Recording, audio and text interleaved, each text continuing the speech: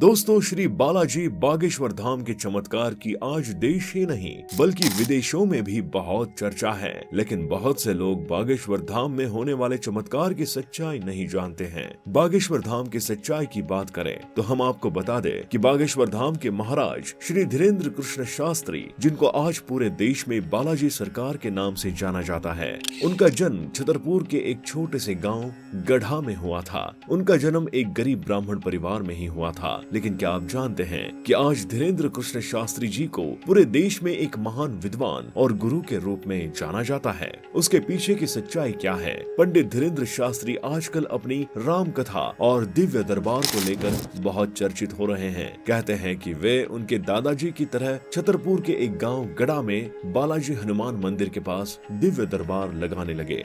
बताया जा रहा है कि उनके दरबार में पहले सैकड़ों लोग अपनी समस्या लेकर आते थे। उन सैकड़ों लोगों में से पंडित धीरेन्द्र शास्त्री जी किसी का भी नाम लेकर उन्हें बुलाते थे और वो व्यक्ति जब तक उनके पास पहुंचता तब तक शास्त्री जी एक पर्चे पर उस व्यक्ति के नाम पते सहित उसकी समस्या लिख लेते और उसी में उसका समाधान भी लिख लेते। लोग आश्चर्य करने लगे कि ये व्यक्ति किस तरह दूर दूर से आए अनजाने लोगों को उनके नाम से बुला लेते हैं और कहते हैं कि आओ तुम्हारी अर्जी लग गई। धीरेन्द्र शास्त्री यही नहीं, लोगों को ये भी बता देते हैं कि उनकी समस्या क्या है, कितनी है और कब से है, उनके पिता का नाम क्या है और बेटे का नाम क्या है। छोटे से गांव गढ़ा में जब सैकड़ों से हजारों और हजारों से लाखों लोग आने लगे तो धीरेन्द्र शास्त्री जी ने दूसरे शहरों में जाकर दिव्य दरबार लगाना प्रारंभ कर दिया। पंडित धीरेन्द्र कृष्ण शास्त्री जब धीरे धीरे लोकप्रिय होने लगे तो अब वे राम कथा भी कहने लगे हैं। जगह जगह जाकर वे राम कथा कहते हैं और लोगों को हनुमान जी की भक्ति करने के लिए प्रेरित करते हैं। पंडित धीरेन्द्र कृष्ण शास्त्री जी का जन्म 4 जुलाई 1996 में छतरपुर जिले के छोटे से गांव ग्राम गढ़ा में हुआ था। वे एक बहुत ही गरीब परिवार से संबंध रखते हैं। खुद धीरेन्द्र शास्त्री अपने के एक दरबार में कहते हैं कि बचपन में उनके पास कभी कभार एक वक्त का भोजन भी नहीं मिलता था। उनके पिताजी गरीब थे, वे दान दक्षिणा लेकर ही हमारा भरण पोषण करते थे।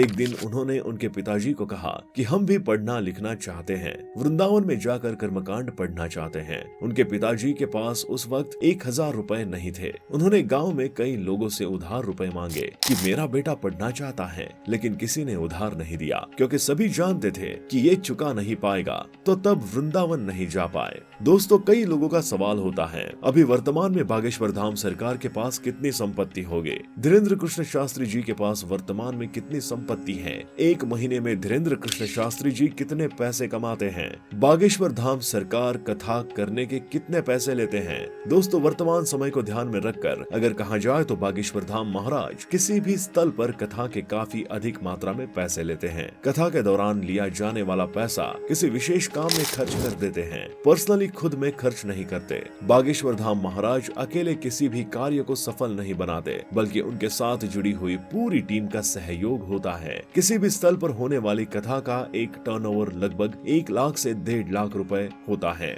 बागेश्वर धाम की दान पेटी कभी कभी एक सप्ताह के अंदर भी भर जाती है।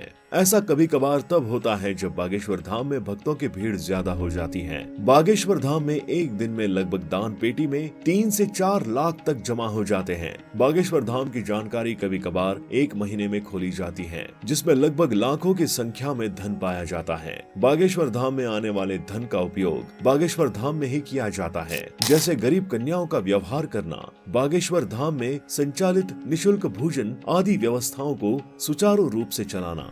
बागेश्वर धाम में जैसे ही भक्तों के द्वारा पैसा चढ़ाया जाता है, वैसे ही बागेश्वर धाम महाराज उस पैसे का इस्तेमाल उसी धाम पर व्यवस्थाओं को और अच्छा बनाने के लिए खर्च कर देते हैं। बागेश्वर धाम में आने वाले पैसे की जिम्मेदारी बागेश्वर धाम की सुरक्षा के साथ साथ स्वच्छता की जिम्मेदारी भी बागेश्वर धाम की टीम के ऊपर होती है।